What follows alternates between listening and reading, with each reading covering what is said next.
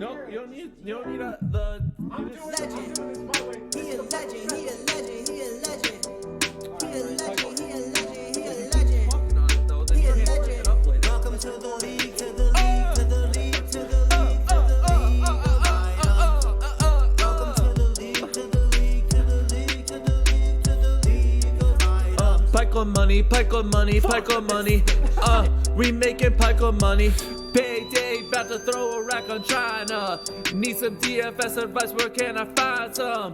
League of Items got the sheet with all the lineups and all the stacks that you need to get to diamond. League of Items! Getting gold, that's the goal. Keep on winning on a roll. Kill 4 dragons, got soul. Now you got nowhere to go. Teleporting top to bot. Dive your carry on the spot. That's an ace. Wreck your base. Wear my crown. We on top. It's the league, it's the league, it's the league, it's the league, it's the league of items. League of Items! Welcome to the league, to the league, to the league, to the league, to the league of items. Legend, he a legend, he a legend. Legend, legend, legend, Legend, legend, legend, legend. What's up, everybody? It's Pikel with League of Items, and the LPL starts tomorrow. As you can tell by my hat, it is cold outside, but League is about to heat things up, especially in China, probably the most fun region to watch in the world. But before we talk about that, I'd like to talk about a few other things. First of all, I'd like to talk about a poll that I put up on Twitter. I was in the office today arguing with some people about the articles of clothing that you see on that screen. Go to Twitter and vote in this poll. Rank the articles of clothing in terms of purpleness. You have the first article of clothing, the second article of clothing, and the third. There is a correct answer. I don't want to get too serious about this because it is mostly a joke. But so far, we have 12 people who have voted. I want to get at least 30 people voting on this so that I can go back to work on Monday and use it to justify my point of view. So, the other thing that you should do is check out the YouTube community page.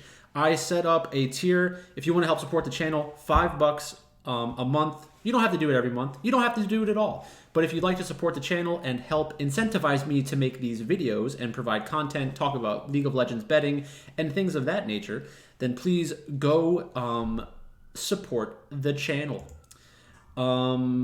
So let's get started with the first match of tomorrow in China. We have the lineups right here. I retweeted it from LPL Fan Club. They do a great job posting the rosters and everything like that. So FPX against World Elite. Going based purely off name recognition, most people are going to want to play FPX over World Elite. World Elite hasn't been good for a couple of splits. At one point in 2020, they had Breathe, Beishang, not a very good mid laner. And then they had Hope. They had Zhao Meng, who is now named Elk. And they had Missing. So 4 of those players are still in the league, still performing at a high level. Unlucky. The sports books have this at even money. I'm on Bet365. That's who I use. In New Jersey, it's at -120 for each side. It's obviously a close matchup.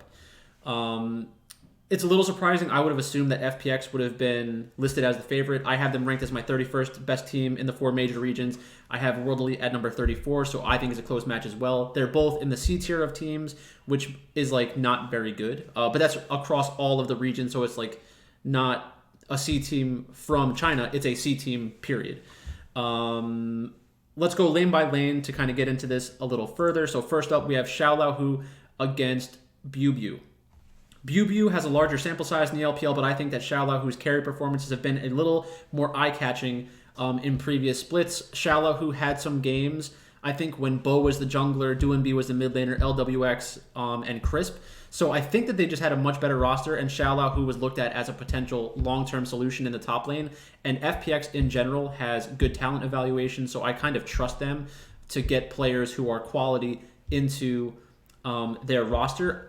Bubu from World Elite, he's been around for a while. He's a known name, so it's not going to seem like an easy pushover matchup, but I think that Xiaolahu is a better carry player, so I prefer that side of the matchup slightly. Then we have the jungle. In the jungle, World Elite have Hao Ye, I think is how you, or FPX is Haoye, and World Elite has Hang. Haoye is coming up from FPX's system. They have FPX Blaze, which he has been on, and that team has produced multiple strong junglers, including Bo and Beishuan, I believe. So I think that we should give FPX a slight edge in the jungle because Haoye is in, or Hang is in their age 21 season, and if we haven't seen anything from them yet, and they haven't been playing on the LPL First Division, then I don't think we should really trust them as a jungler. They played on Young Miracle previously. That's not a good sign. In the mid lane, we have two more familiar faces with Shanks and Care. I think that Care is the better player overall from a talent perspective. Shanks has had some good performances in the past, but Care is another player taking over for Doumbé. Those are big shoes to fill. He's had some big performances and was kind of the carry in the past. And at only 18 years old, they already have time in the first division, so I like that a lot as well. World Elite may have an advantage in the bot lane, though, so Hope is coming over from JDG, who JDG had a disappointing Worlds last year, and JDG decided to place him with Ruler, but they also made an upgrade in the mid lane. We'll talk about them more later on. LWX for FPX. LWX kind of impressed me a little bit last split. Obviously, LWX has won a championship in the past, but I was really low on LWX going into last summer, and there were a bunch of games where he performed at a high level and was actually able to carry the team. So we do need to keep that in the back of our minds. Overall, the support position shouldn't be too impactful. I'm not sure. Lele, I haven't seen him play very much. And then whereas Elwandi has been a pretty good pro for a while, so I do see why people might want to, say World Elite has an advantage in the bot lane. I hear you, but at the end of the day, I'll take FPX. In the second match, we have Anyone's Legend against Invictus Gaming. This is not Invictus Gaming's full roster. Dove is not playing. Nenny is subbing in the mid lane. I don't know if Nenny or YSKM is going to be the starting top laner, but let's just go through lane by lane. Invictus Gaming, slight dog against Anyone's Legend. Anyone's Legend has a lot of fanfare in the betting community after outperforming expectations last summer. They should have an edge in the bot lane with Betty and Sword Art against On and Wink. On and Wink started to show synergy in the summer after Wink transitioned to support. But I think that the top side of the map should be able to provide support for Anyone's Legend because they're just a stronger top half of the map, I think. If Invictus is going to have a surprising split, then we're going to need to see Wink build on his experiences from support last year. Like I said, he transitioned into that role. On is a pretty good AD carry. Gideon is probably the most interesting player in this entire match.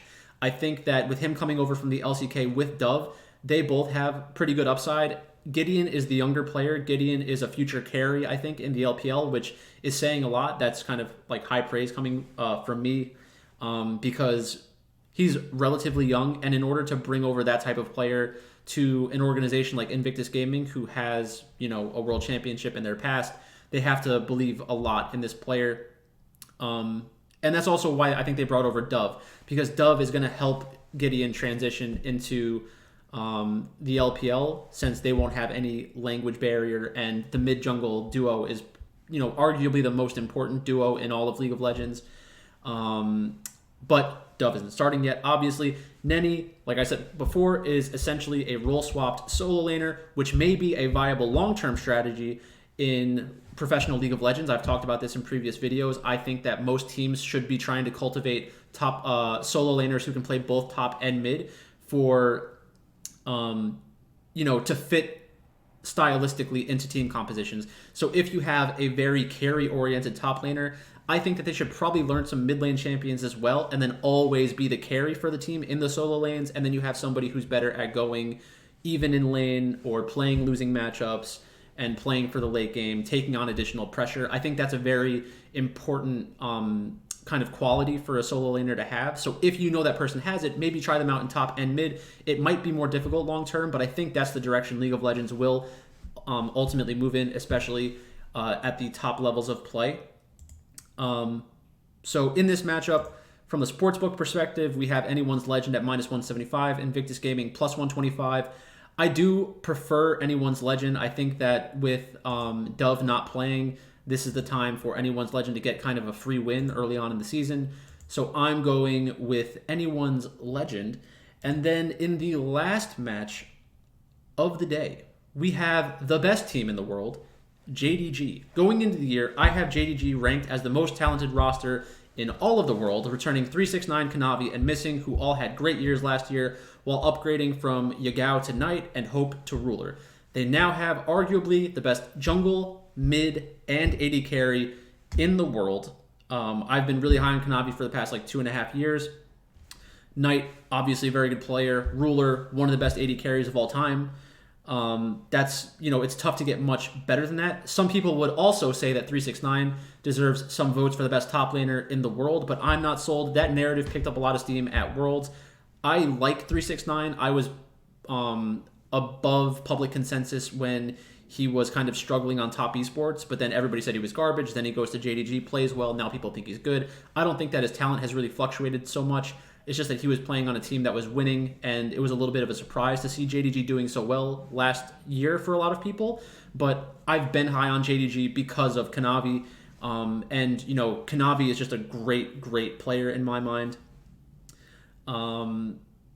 BLG is coming off of a loss to Weibo Gaming. They played them in the finals of the Demacia Cup, I believe. But BLG is a very interesting team going into the season. I have high hopes for them, and I already have them in the top 10 of my global power rankings. If you want to check out my global power rankings video, go look at that on the channel. I think it has over 2,000 views, which is actually pretty cool. We have Bin, Shun, Yagao, Elk, and An. Bin, Shun, and Elk are all players with elite upside. I like those three players a lot. Yagao will be a utility mid laner providing backup, and An is a developing support player. He came in last year. Doggo and An didn't look great together, but I think it's pretty well known that Doggo is a decent, probably better than decent player. He's probably a good to great player eventually, but it was tough because BLG had a lot of problems. They still had a lot of problems drafting and stuff like that. Their coaches, I think in general, were pretty bad for the past 2 years. I don't think they have the same coaches anymore. Sword Art came back to the team last year, but wasn't able to surpass An really. So An held off Sword Art. That's a good sign for An. That means the team must like An a lot. When the money line opened for this matchup, it was much closer on the sports books. I think it was minus 180 for JDG. Now it's minus 350 for JDG. I do like JDG to win outright, but I would have a hard time thinking that they sweep. So I do think that BLG is able to get one game off of them. We saw flashes from BLG against Weibo. They were up 2-0, I think, in the finals, but they ended up getting reverse swept, which it's tough to kind of be too critical about that. Yes, you would hope that they have the killer instinct, finish off that match, but when you're playing against the Shy, anything can happen. And Weibo Gaming is going to be a very good team this year, in my opinion. I also have them in the top 10 of my global power rankings.